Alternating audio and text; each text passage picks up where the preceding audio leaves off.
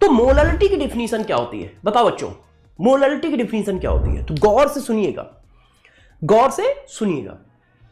आप क्या करो, 1 किलोग्राम सॉल्वेंट ले लो।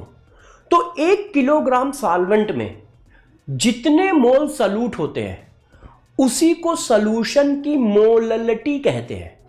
Total mole of solute dissolve in 1 kilogram of solvent. Definition क्या होती है बच्चों? डिफिनीशन क्या होती है?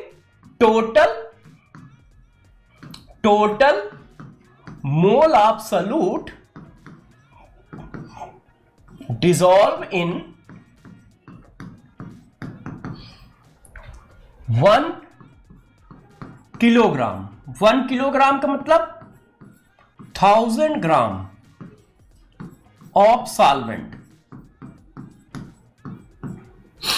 Total mole of solute dissolve in 1000 gram of solvent. मतलब 1 किलोग्राम सॉल्वेंट में जितने सॉल्यूट के मोल होते हैं उसको मोलालिटी बोलते हैं। जैसे किसी ने कहा कि 1 किलो पानी में 2 मोल ग्लूकोज पड़ा है, 1 किलो पानी में 2 मोल ग्लूकोज पड़ा है। तो जरा बच्चों सॉल्यूशन की मोलालिटी बताओ सब लोग कमेंट बॉक्स में जल्दी से। सॉल्यूशन की मोलालिटी बताओ सब लोग कमेंट बॉक्स में। 1 किलो पानी में 2 मोल ग्लूकोज पड़ा है, तो सॉल्यूशन की मोलालिटी बताओ। मोलालिटी क्या होगी? 2 होगी। क्यों? 1 किलोग्राम पानी में या 1 किलोग्राम सॉल्वेंट में जितने मोल ऑफ सॉल्यूट पड़े होते हैं उसी को मोलालिटी कहते हैं। तो आंसर कितना आएगा? 2। आंसर कितना आएगा? 2। ये बात समझ पा रहे हो सब लोग? सभी बच्चे डिफिनीशन समझ पा रहे हैं? 1 किलोग्राम सॉल्वेंट में जितने मोल सॉल्यूट के पड़े होते हैं उसी को उसकी मोलालिटी कहते हैं। क्लियर है? क्लियर है? तो बच्चों ने कहा हां सर क्लियर है। तो मैंने कहा जरा एक क्वेश्चन बताओ। फिर मैंने कहा एक क्वेश्चन बताओ। 2 किलोग्राम वाटर में 10 मोल ग्लूकोज डिसॉल्व है। तो अब बताओ मोलालिटी ऑफ सॉल्यूशन कितना होगा? मोलालिटी ऑफ सॉल्यूशन कितना होगा बताओ भाई। इलू टीलू चुन्नू मुन्नू बताओ सारे बच्चे, मोलालिटी ऑफ सॉल्यूशन कितना होगा? 2 किलोग्राम सॉल्वेंट में 10 मोल ग्लूकोज डिसॉल्व है। मोलालिटी ऑफ सॉल्वेंट कितना होगा? जल्दी जल्दी कमेंट करें। हाँ जावेद मार खाओगे बेटा तुम। Yes very good. नेहा बहुत सही, हरीश बहुत सही, अर्पिता बहुत सही, बहुत सही, प्रभा बहुत सही, गुप्ता जी बहुत सही, फ्यूचर डॉक्टर बहुत सही, राहुल बहुत सही, बहुत सही बच्चों। अरे भाई डिफिनीशन क्या है? 1 किलोग्राम सॉल्वेंट में जितने सॉल्यूट के मोल होंगे उसको मोलालिटी ऑफ सॉल्यूशन बोलेंगे। तो 2 किलोग्राम में कितने हैं? 10। तो 1 किलोग्राम में कितने होंगे? 5। तो मोलालिटी कितनी होगी? 5 होगी। यस बहुत सही उज्जवल, बहुत सही बेटा, बहुत सही। तो अब देखो इसका फार्मूला। तो देखो मोलालिटी का फार्मूला क्या होता है, मैं अगले पेज पे लिखता हूं। मोलालिटी का फार्मूला होता है total mole of solute divided by mass of solvent in KG. ये देखो इन केजी। अब यदि मान लो कोई बच्चा चाहता है कि इसी चीज को ग्राम में लिख दिया जाए, तो देखो इस फार्मूले को यदि ग्राम में लिखना चाहते हो तो ये आ जाएगा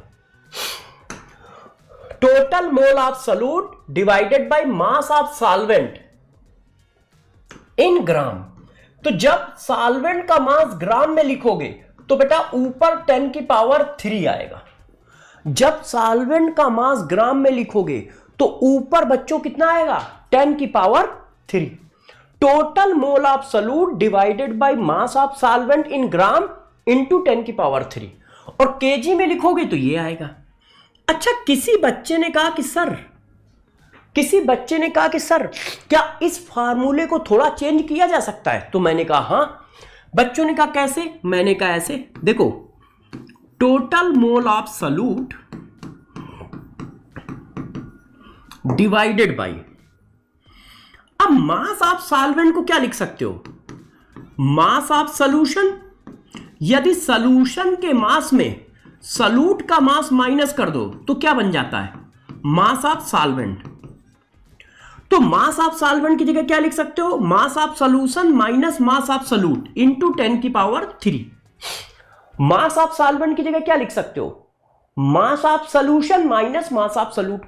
भाई जब सॉल्वेंट को, गौर सुनो, सॉल्यूशन से सॉल्यूट माइनस कर दोगे तो क्या बचेगा, सॉल्वेंट है। ये फार्मूला कहां यूज होगा, ये बच्चों फार्मूला कहां यूज होगा, जब आपको गिवन हो क्या, मास परसेंटेज। जब मास परसेंटेज गिवन होता है तब ये फार्मूला यूज होता है। मास परसेंटेज का मतलब W/W, तब ये फार्मूला यूज होता है।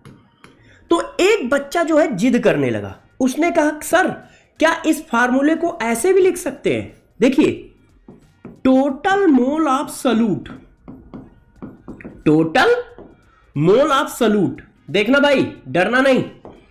अब मास ऑफ सॉल्वेंट है, तो मैंने आपको बताया था कि जो डेंसिटी होती है उसका काम क्या होता है, डेंसिटी का काम जो होता है वो होता है मास और वॉल्यूम के बीच में कन्वर्जन का। मास को वॉल्यूम में कन्वर्ट करना है, वॉल्यूम को मास में कन्वर्ट करना है, तो ये काम कौन करता है, डेंसिटी। तो जरा बताओ, यदि मैं ऐसा लिख दूं D = m/v, तो m = D × v।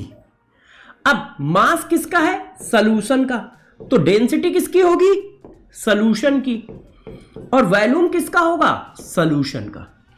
तो यदि मैं मास ऑफ सॉल्यूशन की जगह ये लिख दूं तो किसी बच्चे को बुरा तो नहीं लगेगा, density of solution into volume of solution. अब यहां पर एक बात ध्यान रखना पड़ेगा, एक बात ध्यान रखना पड़ेगा, क्या, मास की यूनिट क्या है, ग्राम, तो डेंसिटी की यूनिट क्या होनी चाहिए, ग्राम पर ml, और इसकी यूनिट क्या होनी चाहिए, ml, तभी ml से ml कटेगा और ग्राम आएगा। तो मास ऑफ सॉल्यूशन की जगह लिख दिया density of solution into volume of solution minus mass of solute, mass of solute. ये देखो, क्या किसी बच्चे को बुरा लगा, ये बात सब लोग समझ पाए कि नहीं, यस या नो, ये बात सारे बच्चे समझ पाए कि नहीं, यस या नो। पवन बताओ, ये बात समझ पा रहा, यस या नो, यस या नो, क्या ये बात समझ में आई आपको। और यदि आई तो ये वाला फार्मूला कहां पे लगाओगे, ये वाला फार्मूला कहां पे लगाओगे, जो ये दिया है।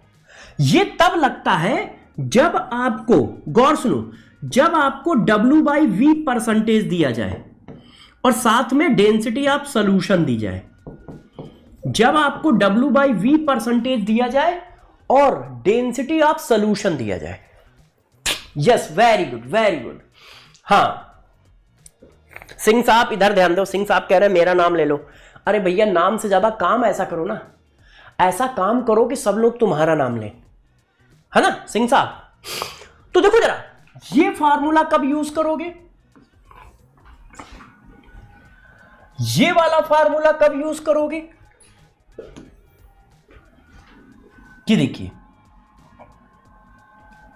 और ये फार्मूला कब यूज करोगे, ये आपको ध्यान रखना पड़ेगा कि किस सिचुएशन में हम क्या कर सकते हैं, किस सिचुएशन में हम क्या कर सकते हैं, जैसे आप आसानी से क्वेश्चन को कर सके।